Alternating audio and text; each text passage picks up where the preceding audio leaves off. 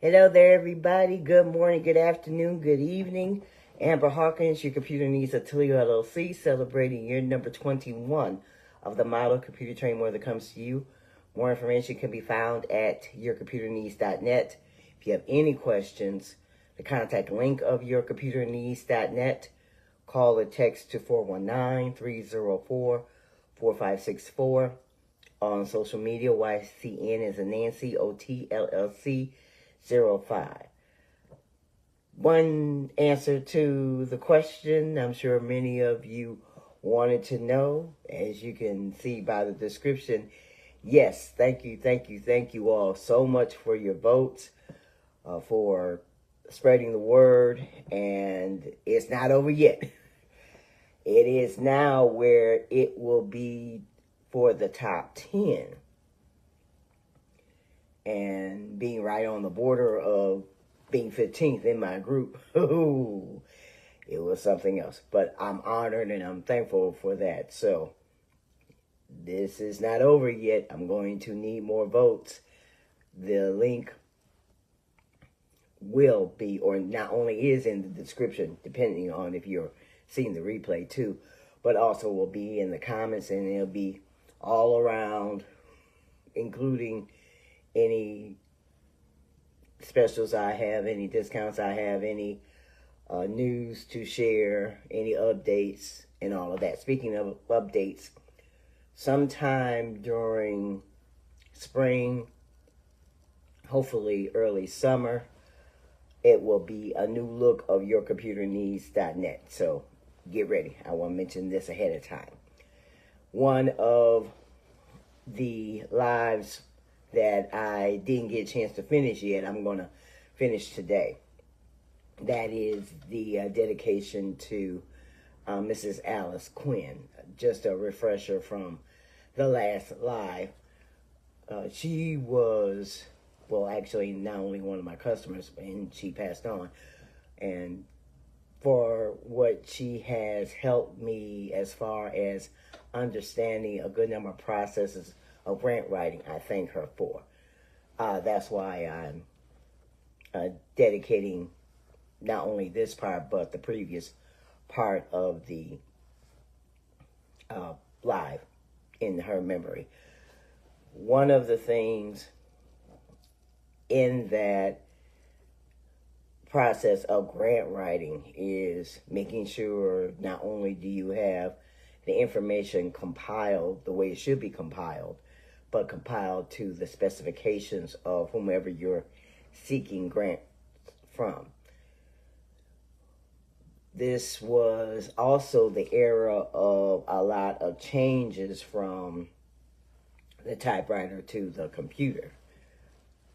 This was an era in which many who were used to typing out grant applications, used to even, writing down, jotting down what they need to put on grant applications. That era was changing over. Many people found transitioning from the typewriter to the computer difficult, challenging, something that was out of the way, out of the box, however you want to put it. It was like that. And with that, it was one in which she hadn't mastered yet. So she had asked for me, and I was able to subcontract under her as far as the computer part, because I was more versed as far as the computer part. Not that I wasn't versed in typing, because back in my day, it was stressed that you had to know how to type. If anybody remembers the days of when, and I'm dating myself, in the days of high school, where in order to graduate, one of the classes you had to take was typing. Here you go. Oh, it was like that. You did not graduate. It was one of the prerequisites of the high school back when I was going to high school. So, no, you didn't graduate high school unless you passed the typing classes. And there were no ifs, ands, or buts at that time. This was, and let me interject this. I would say this was back in the early 80s, early to mid 80s, the transitioning of the typewriter to the computer, because when I was going to college, yes, I was versed on typing, but it was the introduction to computers when I was entering college. No more typewriters. You had to use computers. The college I went to, you know, if you had your own typewriter, fine, but in all the classes, you had to learn computers. And shout out to the University of Findlay. It was called Findlay College when I was going. You had to, as part of the freshman curriculum, before you even became a sophomore, every freshman, no matter what, had to take introduction to computers.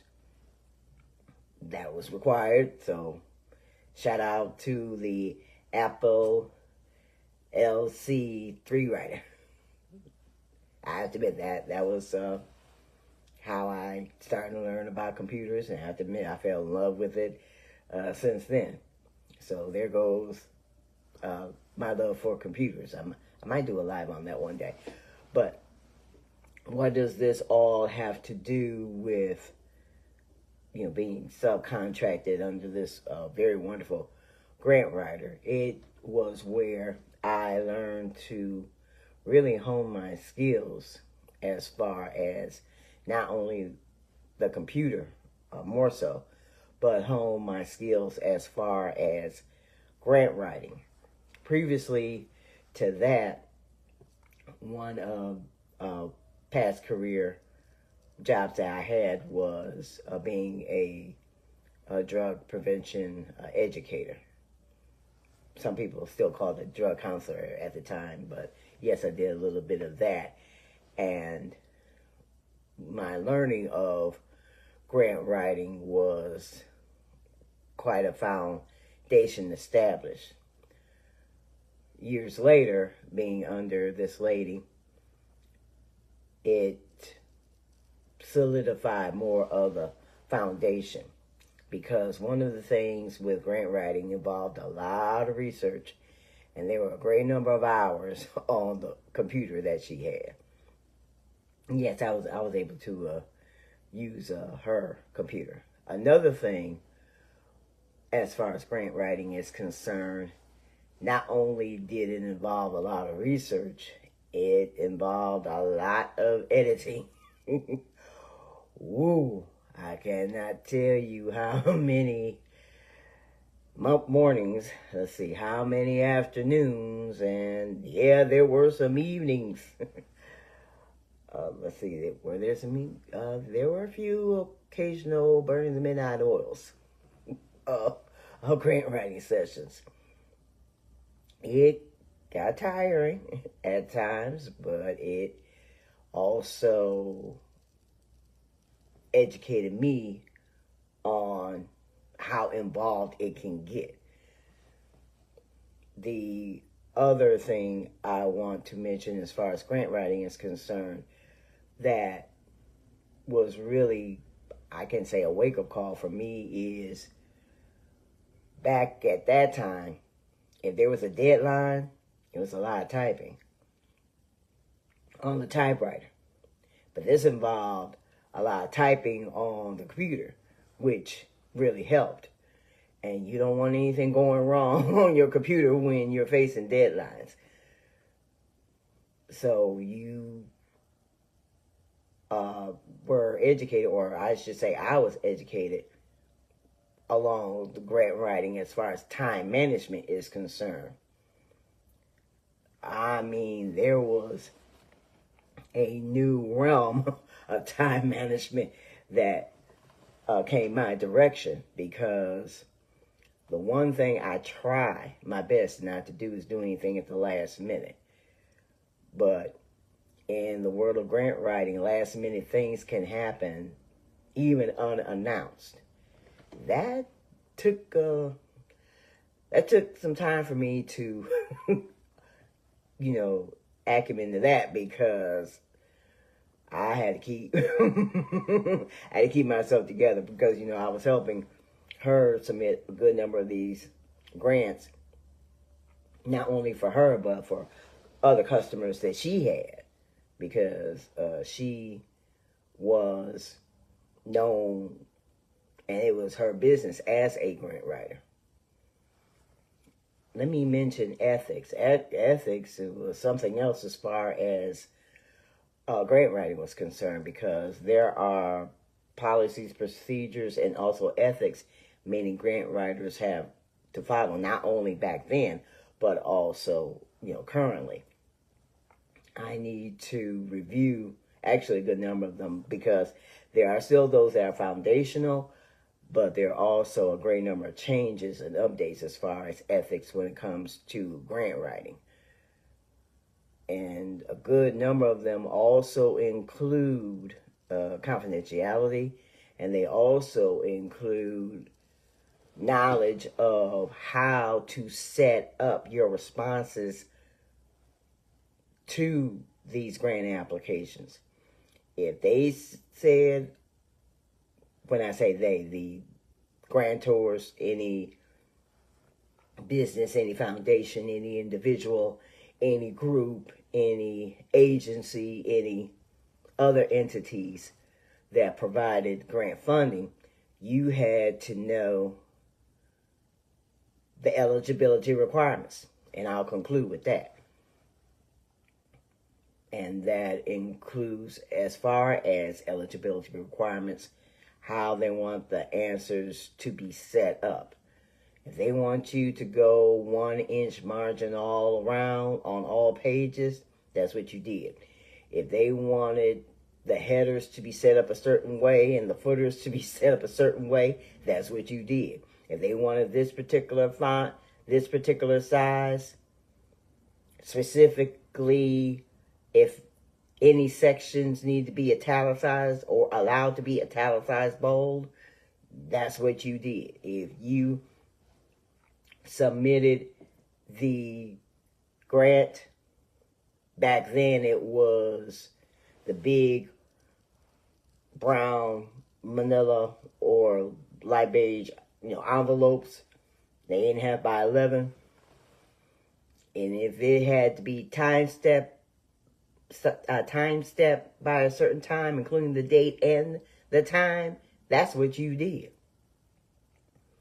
If it got there late, it was called File 13. In case anybody hasn't heard of File 13 before, it's called the trash can or the shredder. A lot of times it was referenced as the trash can.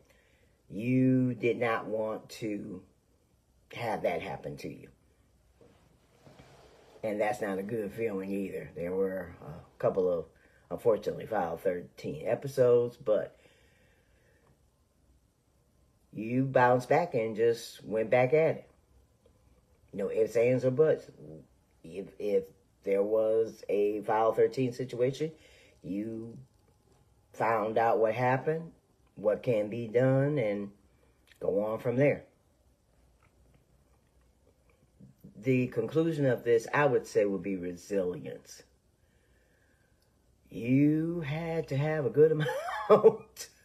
Ooh, it brought back a memory too. You had to have a good amount of resilience when it comes to grant writing. Oh my goodness. Ooh. You had to have. Ladies and gentlemen, let me tell you, you had to have a good amount of resilience.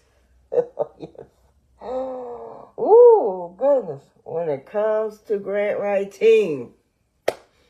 Because if you did not, one way or another, it will be reflective in your work. Honestly, it would. Because you think things are going great, and then you have fresh eyes looking at the application like, oh, wait a minute, did I make all those mistakes? But yes, you did. Wait, they said that the setup of the application need to be this way. Well, did you read the addendum that came through that said the updated way of submitting the application? To the one person joining, thank you, greatly appreciate you. Did you format it the way the change was requested in that addendum? Did you know what an addendum was? All that and more, believe it or not. But let me say this. This ties to computers and technology because, remember, a lot of applications are online and you have to submit your responses online, unless otherwise deemed so via the eligibility requirements. That's not a lot of in-person submission these days, but in some cases, it still happens. But it depends on the request of the grantor. For anyone like myself or you or anybody else, be it a grant, be it submission for anything else related to it, we are the potential grantees trying to convince the grantor that we are the recipients and should be the recipients of any grant funding to come from their direction to our direction. And I thank you all very much. I greatly appreciate you. Again, I appreciate all of you tuning in to the weekly Tech Q&A. Thank you very much. Make sure you submit your questions. Many people ask, well, why don't you answer a lot of questions? Because a lot of questions aren't submitted. The more questions are submitted, the more answers will come forth. But I still want to bring forth, all the information and necessary details. Because not everybody asks publicly. I have done those in which people ask me privately, their questions, and I just make sure I provide the answers necessary. But I do thank you. Feel free to share this video. Also, feel free to share the link for the entry because it went from the top 15 where it is now the top 10. And the goal is to get 10 and above for the Dave and John Entrepreneur of Impact. So I'll say it again. Thank you very much from Amber Hawkins, your computer niece of Toledo, LLC. Celebrating year number 21 of the model computer training and more that comes to you. Have a great Friday. Have a great weekend. See you all next week, probably before. Any questions? 419-304-4564. Let me say it again. 419-304-4564. Call or text to that. The contact link of yourcomputerneeds.net. Social media, YCN as in Nancy, OTLLC 05. I will come back and respond. And, all right, y'all. I need help in getting to the top 10. Take care and have a good one. Thanks again. Bye-bye.